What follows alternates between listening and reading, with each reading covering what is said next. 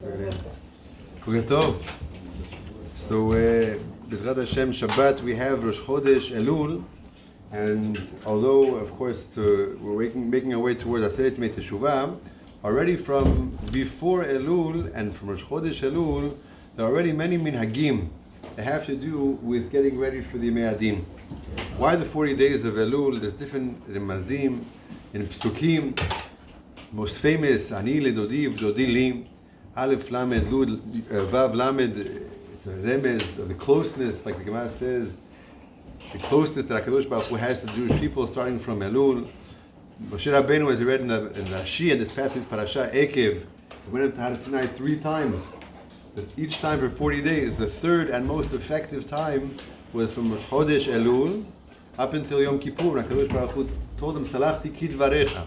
Not just salachti, not just I've forgiven, but rather I forgave the Jewish people like Moshe Rabbeinu asked, which was the complete forgiveness. So therefore, the days of Elul, the 40 days of Elul until Yom Kippur, are saturated with a time of closeness and forgiveness between the Jewish people and Kadosh Baruch Hu.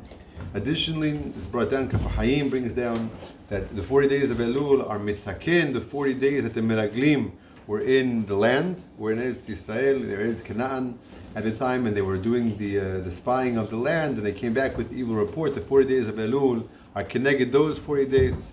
Additionally, Kaf HaChaim brings down, Baron Kotler used to always quote this Kaf HaChaim. The 40 days of Elul Yom Kippur are connected Yitzirat Havlad, the 40 days of conception of a baby. A person has an opportunity to start fresh. Just like a baby is 40 days, it's in conception, the first 40 days, so too, a person has from Chodesh Elul until Yom Kippur the opportunity to be reborn. Keneged Yitzirat Havlad, to completely make himself over again. Unfortunately, sometimes we forget the Ikar. I don't like to say over cynical type of ideas, but the Dubno Magid used to say over a certain mashal. He said a person who just says the al-chet and the slichot without changing his ways, without introspecting and doing cheshbon nefesh, he's like the following individual. A person goes, he brings a big 20-pound bag. He wants to get 20 pounds worth of flour. And the shopkeeper is pouring in flour, and eventually, because of the volume, the bag seems to be full. There's only after 17 pounds, there's not enough room for the 20 pounds that he wants. So what does the shopkeeper do to make room? He pounds the flour. He packs it down more, so they can finally get room for the last 3 pounds. So it says at Dubna Magid, a person who says the al-chet, the whole Chodesh Elul and the slichot, and then goes to the Tshuva. He pounds, but it's just with in mind he's going to do more averot. The point of the pounding is to get rid of the averot. The point of the al-chet and the vidui, the point of the slichot is that a person should hopefully clear away the averot, not just pound. You can make room for more. Again, it's maybe it's a realistic look, but pessimist. The point is that a person wants to make use of the Chodesh Elul, the 40 days. A person doesn't want to just show up at Erev Rosh Hashanah, say, I wasted the whole Elul, or show up Yom Kippur. It should be a time for cheshbon nefesh. Take that idea of the Yitzirat Havlad. It's a time for a person to make themselves over fresh. One practical minhag which exists in many communities is that we already do Hatarat Nedarim from 40 days before Yom Kippur. Some people even from 40 days before Rosh Hashanah, because the Gemara says that a person who violates Nedarim, even if he is okir the Neder, even if he gets rid of the vow, already from 40, since he violated his Neder, so even though he gets Mechila because he uprooted the Neder, but for 40 days in Shamayim he's been Zifa. HaKadosh Baruch Hu distances him, and his tefillot are not accepted for 40 days in Shamayim until that point.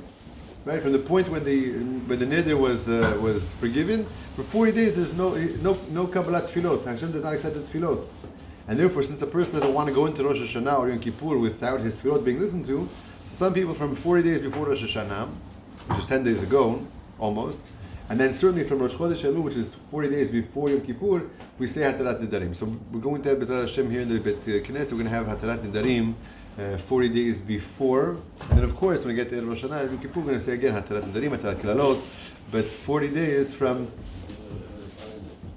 usually right. It's right before Rosh Chodesh.